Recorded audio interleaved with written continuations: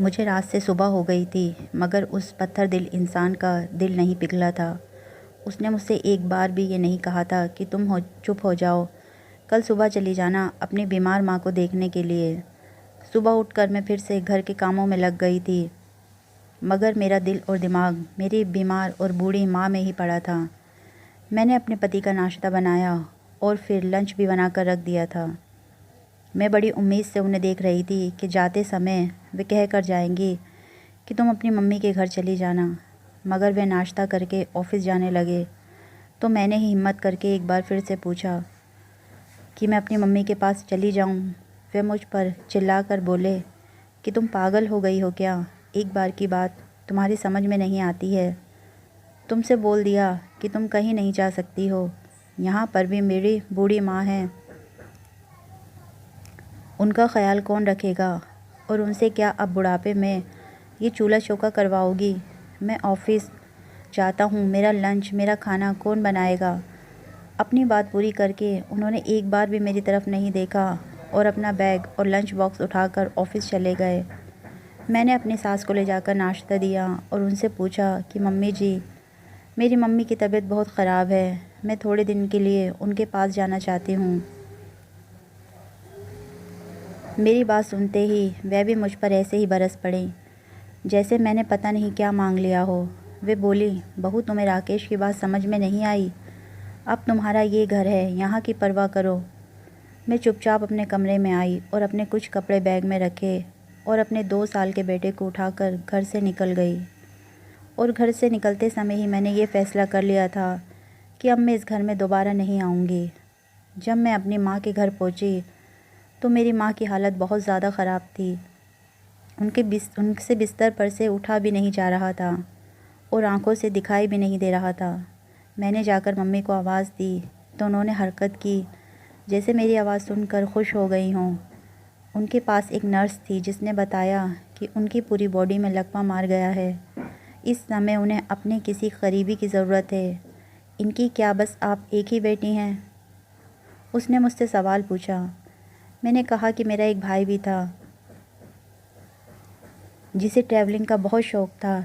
एक बार वे पहाड़ों पर गया और वापस नहीं आया।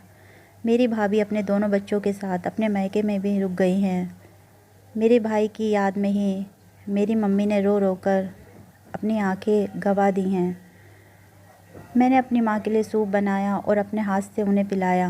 मैं सोचने लगी कि मेरी मम्मी ने पूरी ज़िंदगी परेशानियाँ ही उठाई हैं और अब ये उनके पास कुछ गिने चुने दिन ही बचे हैं, तो मैं अपनी मम्मी को कैसे अकेला छोड़ देती।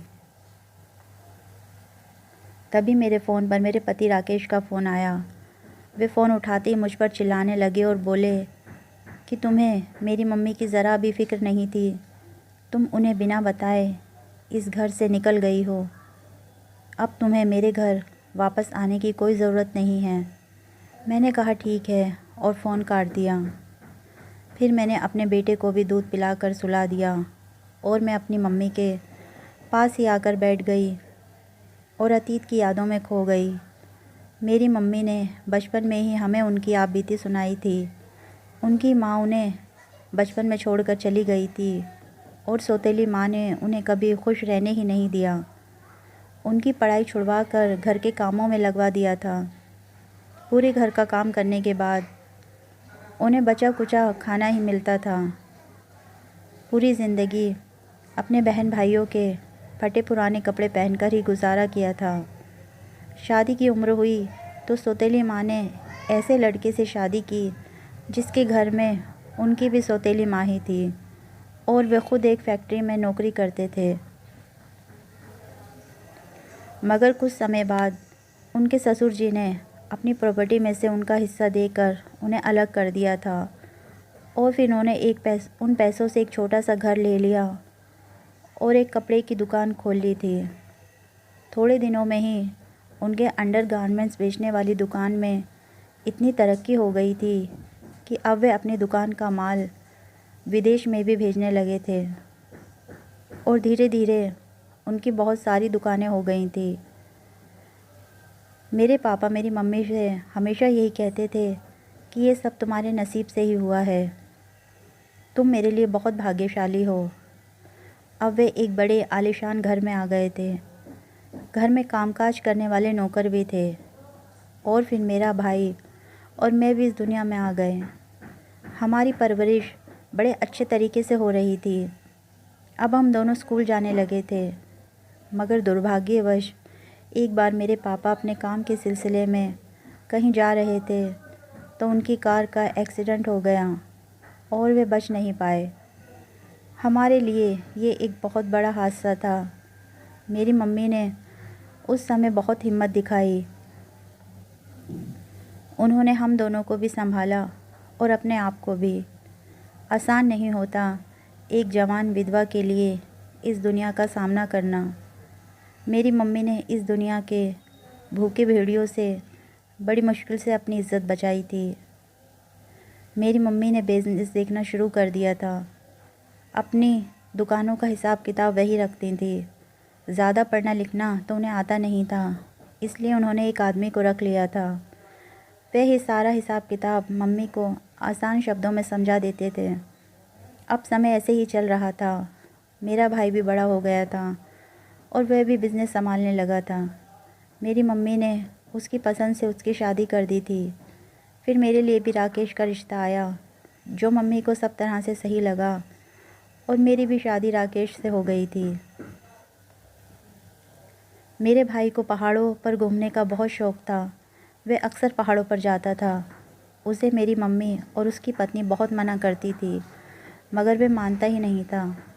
अब उसके 2 प्यारे प्यारे बच्चे भी हो गए थे। उसका ये पहाड़ों पर जाने का शौक़ ही एक दिन उसकी मौत का कारण बन गया था। एक तो मेरी माँ को वक्त से पहले ही जवानी में विधवा होने का गम था और अब जवान बेटे की मौत ने उन्हें अंदर तक तोड़ कर रख दिया था। मेरी मम्मी अब बीमार रहने लगी थी। भाई के जाने के बाद मेरी भाभी का घर में दिल ही नहीं लगा और वे अपने बच्चों को लेकर मायके में ही बैठ गई। अब मेरी माँ का ध्यान रखने के लिए घर में कोई भी नहीं था। मैंने भाभी से बहुत कहा कि घर वापस आ जाएं। अपने पोता पोती के साथ मेरी माँ का समय आराम से गुजर जाया करेगा।